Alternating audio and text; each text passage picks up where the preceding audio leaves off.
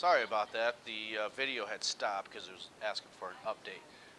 Triangle T is temperature final minus temperature initial. It's just a change. That's all it's saying, because we're beginning at this and ending there. That's all that means. Yes. So when you subtract them two, what is it that we would get?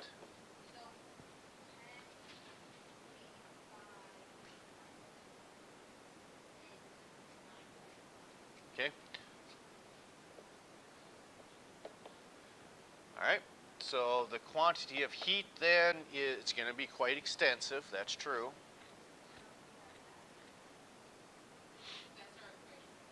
That's all you're doing. Yep. Just to clarify,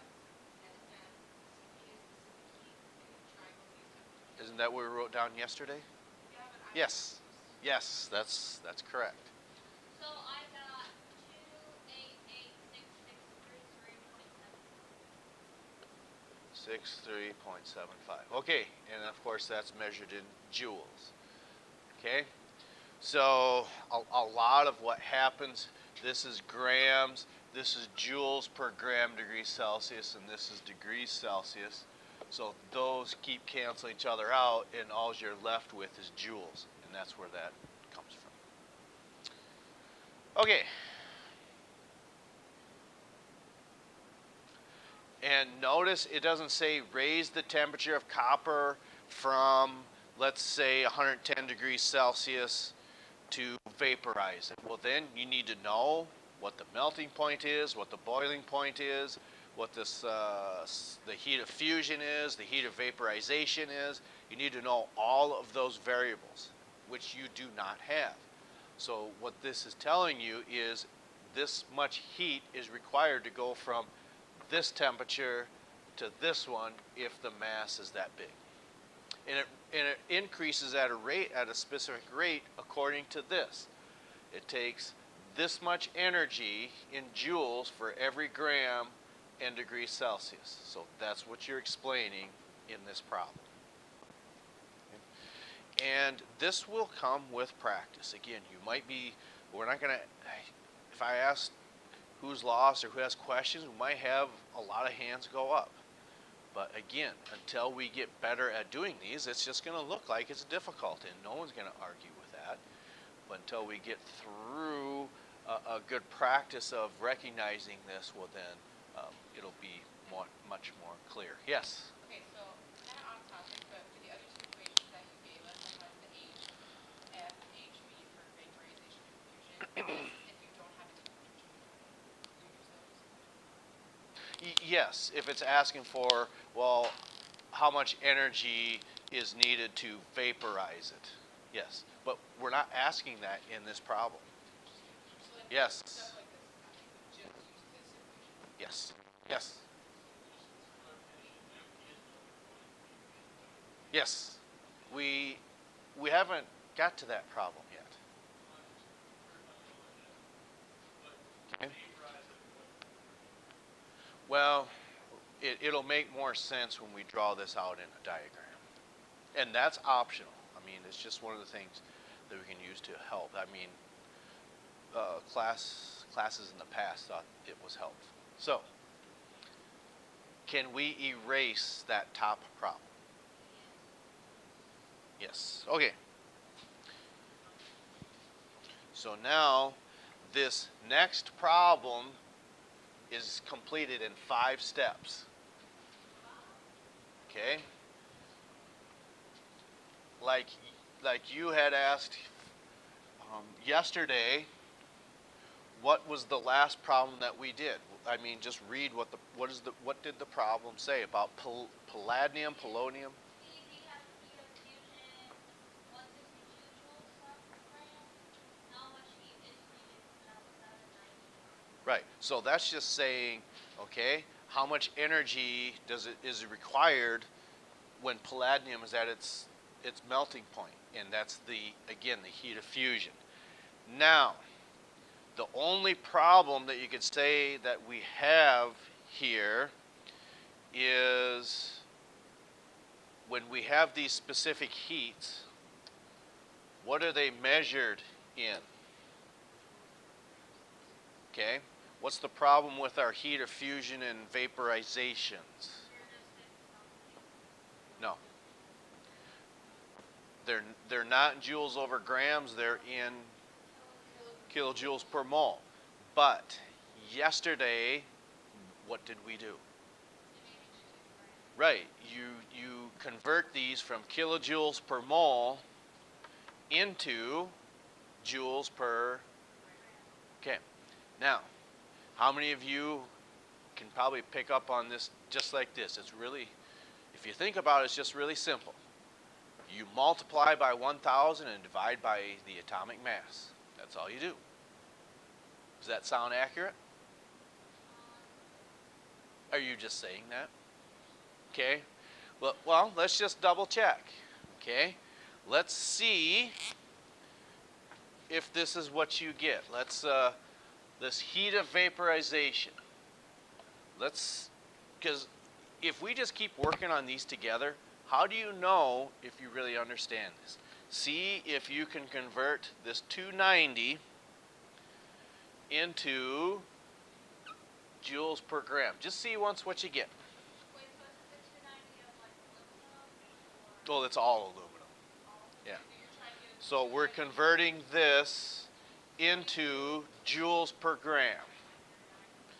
And if you were listening less than a minute ago, it'll be super easy. times 1,000. Right. Right. 26.9. So it's 10,747.9. 10,000. 747.9.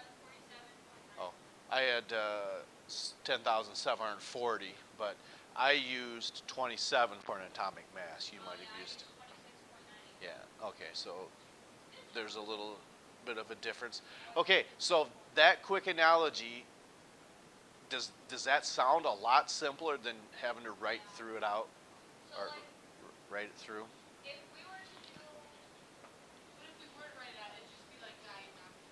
Okay, so to make sense of that, okay, this is just what we had done yesterday. If we take 290 kilojoules over what? Over moles, okay?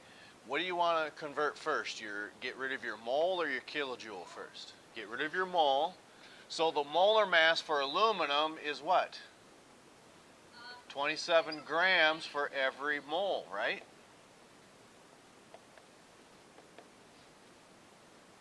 Right? Okay, so these moles are gone. Now we're in kilojoules per gram. Well, we're getting closer. So how do we get rid of that kilojoule?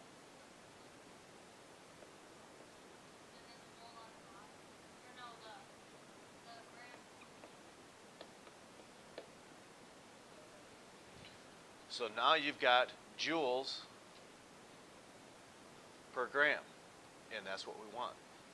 So like we said, all you're doing is taking that number times 1,000 and dividing by its atomic mass. That's all you do. But if you don't want to, it's human nature. Oh my God, I don't know what to do. And all of a sudden you start second guessing yourself. You can always go back to writing this out and figuring it out this way. No.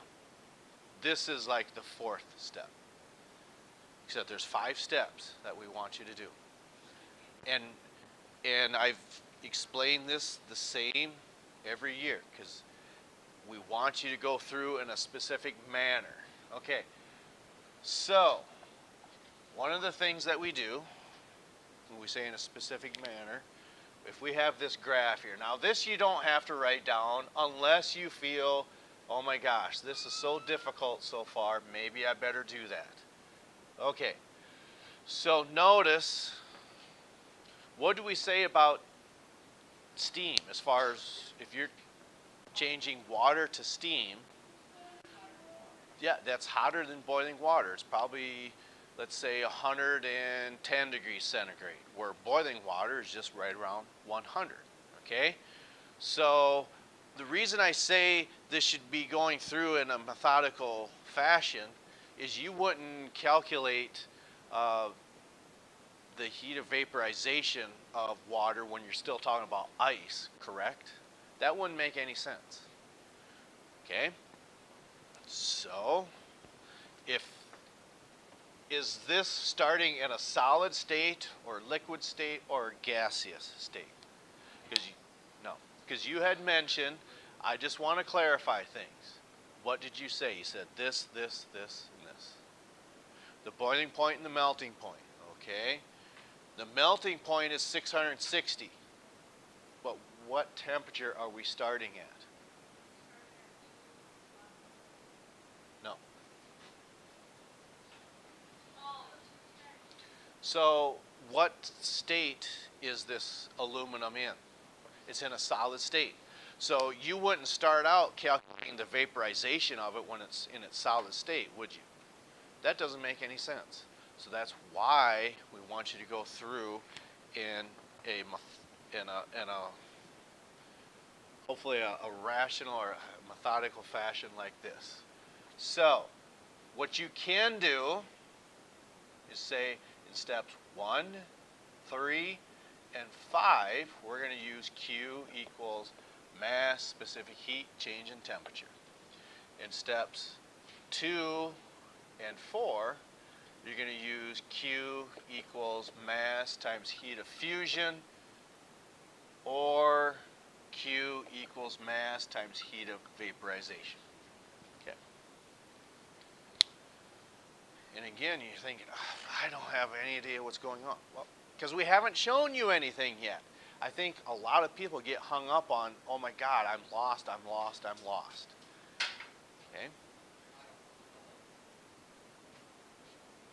Is that the case with our just throwing things around? Or? Oh, okay. All right. So whether this is aluminum, whether this is copper, whether this is water in the form of ice, it's in a solid phase, right? So what you're doing is as you raise the temperature, eventually, whether again, if it's water, or excuse me, if it's ice, when that eventually reaches 0 degrees centigrade, what's that ice going to start to do? It's going to start to melt, okay? And then it's going to take a certain amount of energy to melt that, and eventually, as the temperature goes up from 0 to 100, well then, that liquid water is going to start to do what? Before vaporizing. It's going to boil first, then vaporize. Okay, so we are starting way down here at 210. Okay, degrees centigrade. Okay? All right. Now, just like in physical science, would you rather write all these terms out just like in a setup so you don't have to keep looking in the problem?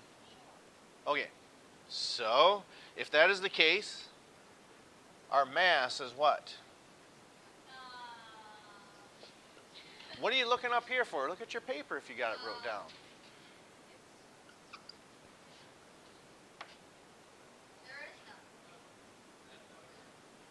What did you write down here? Right there, 500 grams. Okay. What's the boiling, or excuse me, the melting point? Okay. So I'll just underline these so we don't double back on anything. Okay. So what's another variable we could put down? Of which one? Because there's 3 of them. Okay, so C sub P, and we're going to put PL for liquid. Specific heat for liquid. That's what that means down there. Okay, so the specific heat for liquid aluminum is what? 0.9025 joules per gram degrees Celsius. Okay? So let's go ahead and underline that. So again, we don't double back on these. so liquid. So this one's done. Okay, what's another variable?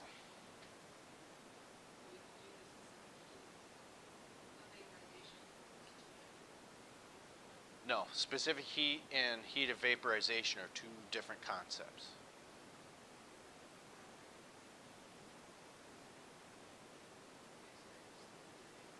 Okay, so heat of vaporization, which we calculated as what, 10,000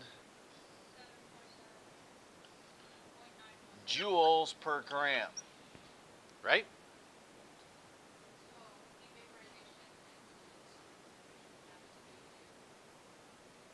Yes. In this case, because the specific heats are given in joules per gram degrees Celsius. So that's why you need to convert them to joules per gram. Okay, so this one in the box is done. What's another variable?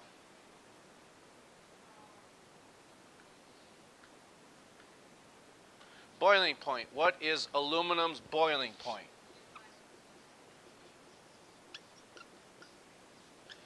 Okay, so let's see here. Boiling point is done. Okay. We got three variables left.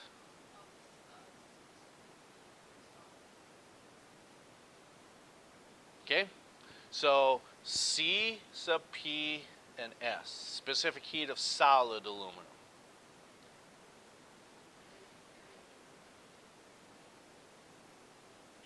I didn't quite catch that and I understand we're yawning at the same. 210?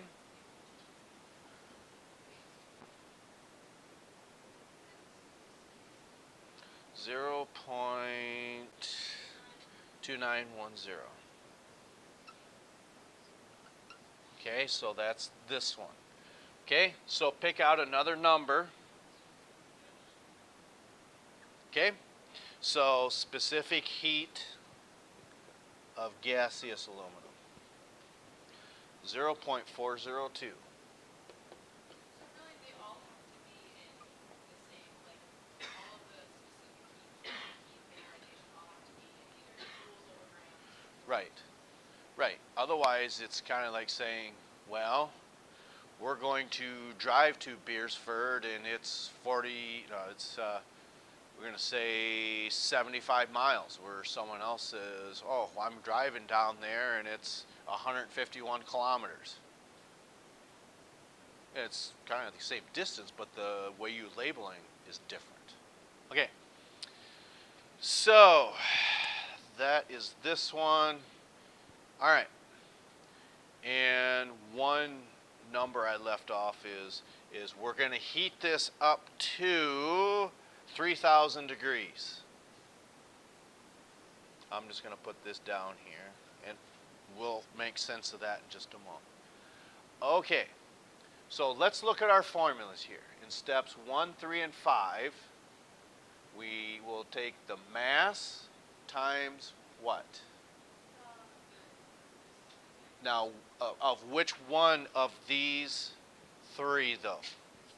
The solid one. So, when we've got this 500 gram mass at 210 degrees at a specific heat of 0.2910, eventually that's going to get up to a spot where at what point, what's going to happen at 661 degrees centigrade?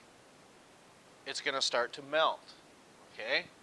So if we take our mass times our specific heat, what is our change in temperature then?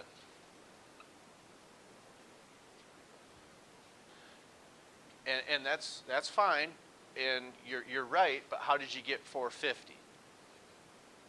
So if you take this number minus this one, it gives you what? 450. So to get from here to here, we are taking mass, or excuse me, I don't need to write the variables out. We've got 500 times the specific heat, which is 0.2910, times your temperature range, which you said was 450. So that gives you a specific number.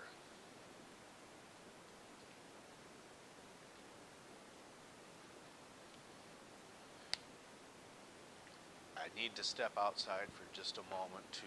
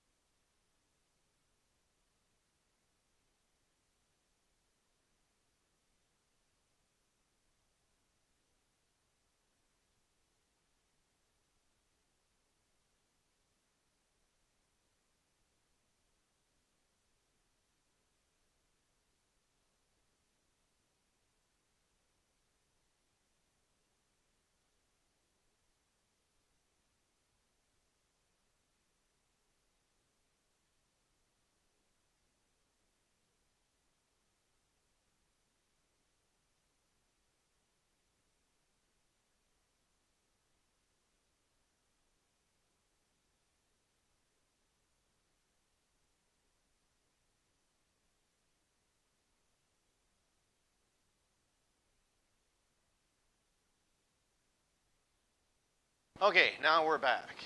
So now we've gone from this solid state, okay?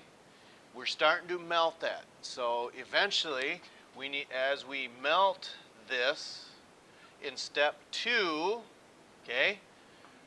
What are we multiplying 500 grams by?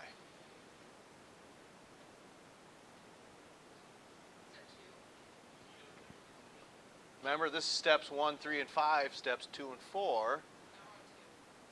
We're taking 500 grams times.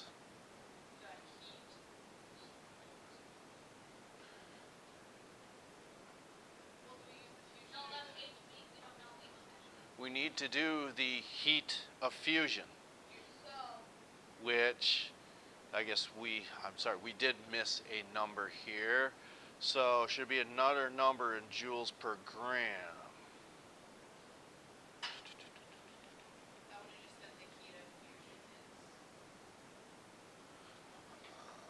Because it doesn't say that in the problem.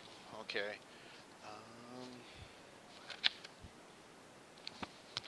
It doesn't say heat of fusion like it does vaporization in kilojoules per mole. So you don't have that information. So that's what I'm trying to steer you towards. Okay. It should be up there because you don't know what it is. So the heat of fusion is 10.71 kilojoules per mole. So you need to change that. So multiply by 1,000.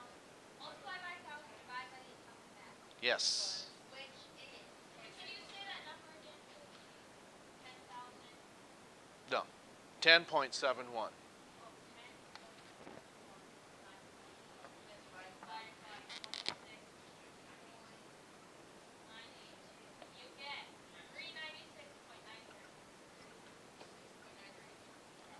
Okay?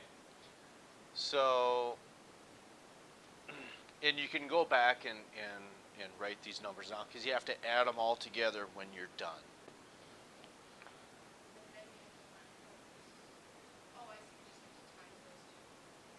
Yes.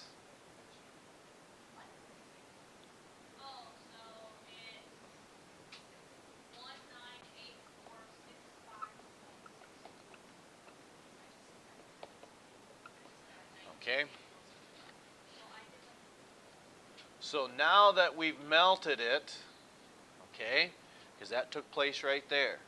Now we're going to raise that to this. What's the boiling point of? Okay, so how do we calculate the amount of heat to raise it to its boiling point? Okay, so you start with your mass. Now, okay, just a moment though. Okay, the specific heat of which one though? Right. Okay, so liquid, which is 0.902. Okay. And then that temperature change would go here.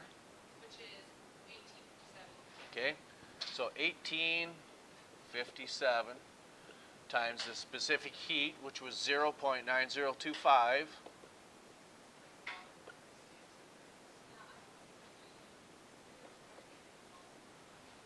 Okay, Then we can multiply all those. right. And it's not that these problems are hard, it's just getting all the numbers in the right spots. Okay, so it's 8, 3, 7, 9, 7, 1. Okay, there's a question. Two of them are wondering where this number came from. Wait.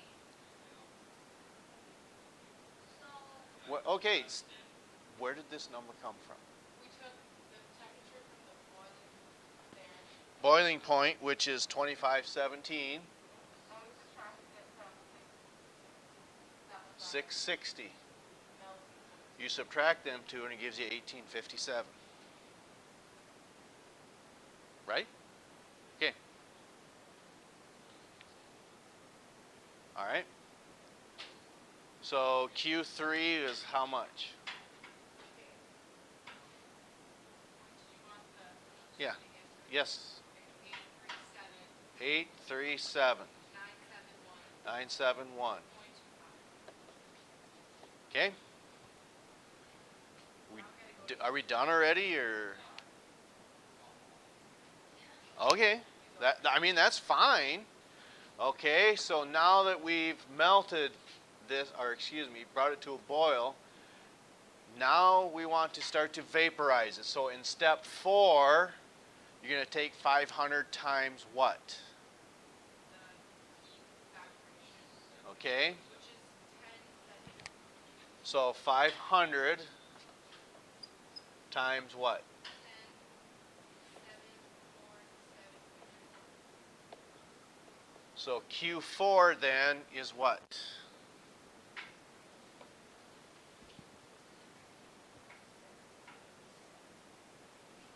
Okay. 5, 3, 7, 3, 9, 5.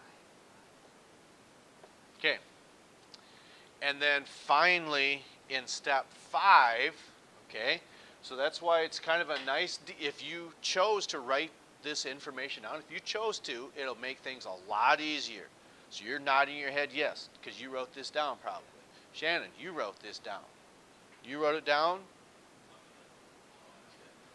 Oh, okay. So anyway, for this last step then, what are we taking 500 times? What does it tell you? What's the specific heat of which one now? 0.402. Okay. Now, what is your temperature range, do you think? Because what happens at 2517? It starts to go a gas. Now, we're not stopping at 2517. That's what I said, you needed to have that last number. Which is the.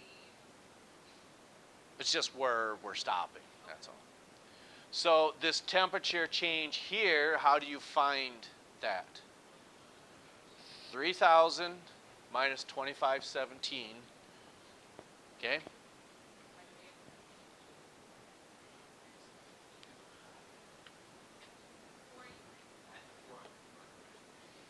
So there you would multiply them, and then all these numbers you have to add together. Again, what's going to happen is you're going to think this first example is going to seem like it's really, really intimidating.